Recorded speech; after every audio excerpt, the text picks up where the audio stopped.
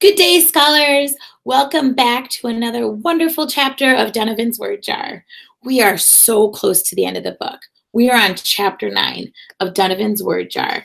Let's go ahead and open our book to the table of contents and see what page chapter 9 starts on. Chapter 9, Donovan's Diplomacy. That's going to be on page 55 today.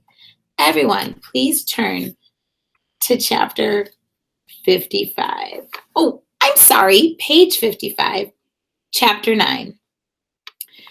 This chapter is titled Donovan's Diplomacy. I should probably figure out what diplomacy means first. Diplomacy is when you influence somebody's decisions and you do it in a nonviolent way. Diplomacy. All right. Donovan's Diplomacy. Here we go. In the elevator, Donavan thought about his word jar. It had taken months, weeks, days, and hours to fill it. Deciding which words to keep was hard. Then Donavan checked the spelling and made sure he understood what each new word meant. What a good scholar. How are you all doing with your word jars? Do you know what every word in your word jar means and how to say them? Now would be a good time to check. What had his grandma been thinking of? It seemed like she wanted him to give his words away. He loved his word collection, but he had to think of a way to handle it. Now that it was growing so large, the elevator doors opened and Donavan stepped into the lounge. He saw 3 of Grandma's neighbors sitting around the television set. They didn't seem to care much what was on it, and there was Mr. Perkins sitting by the window, looking at the raindrops hitting the window pane. Miss Millie had a magazine opened on her lap, but she wasn't reading it.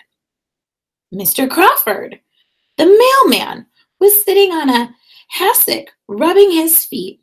Do you know what that is? That's like an ottoman or a little footstool. So that's where the mailman was sitting. He looked as if he couldn't take another step. No one in the room was talking to or looking at each other, except Ms. Mary Lou and Mr. Bill Gutt. They were standing at the security guard's desk, arguing very loudly. No one else was paying any attention to them. As Donavan walked closer, he could hear every word they said. Ms. Mary Lou, this lounge will be open or closed when I say so, Mr. Bill Gutt said in a gruff voice. Well, I'm telling you, Bill, that's a mistake.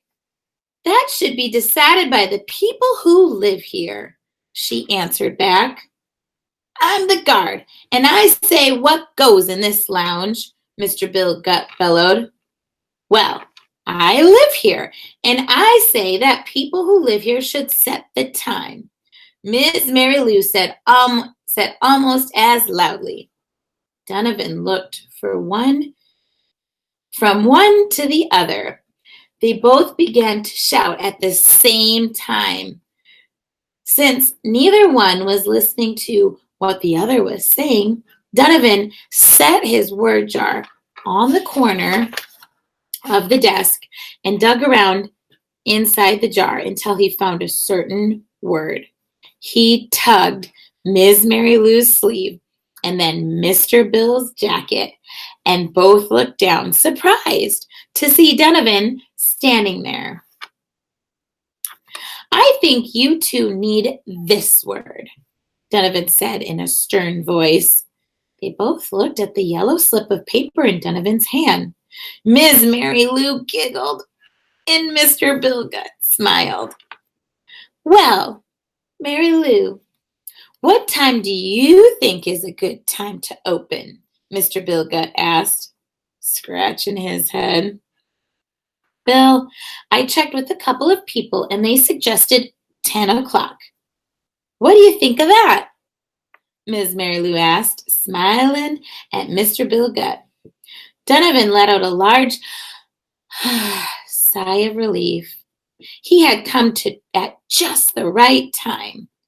They needed the word compromise.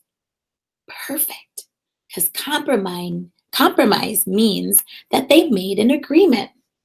So look it, we get to see a picture of Mr. Bill Gutt and Ms. Mary Lou and Donovan in his word jar. I'm so proud of him. Miss Mary Lou and Mr. Bill weren't shouting anymore. They were talking to each other quietly. They were coming to an agreement. That is a compromise. Maybe you should add that word to your word chart too. That sure made Donovan feel good. His word had been just what they needed. Donovan suddenly remembered that his father had asked him to invite Grandma to dinner. He ran back to the elevator and pushed the up button. I can't believe chapter 9's already done. I'm so excited about the last chapter. I can't wait to see what Donovan is going to do to fix his problem and find a solution for his word jar. We're going to read chapter 10, Donovan's Delight, next. And for my readers in my class, we're going to have a live reading and read it together. I hope you all continue to still and always keep thinking, learning, and growing. And have a great day. Bye, scholars.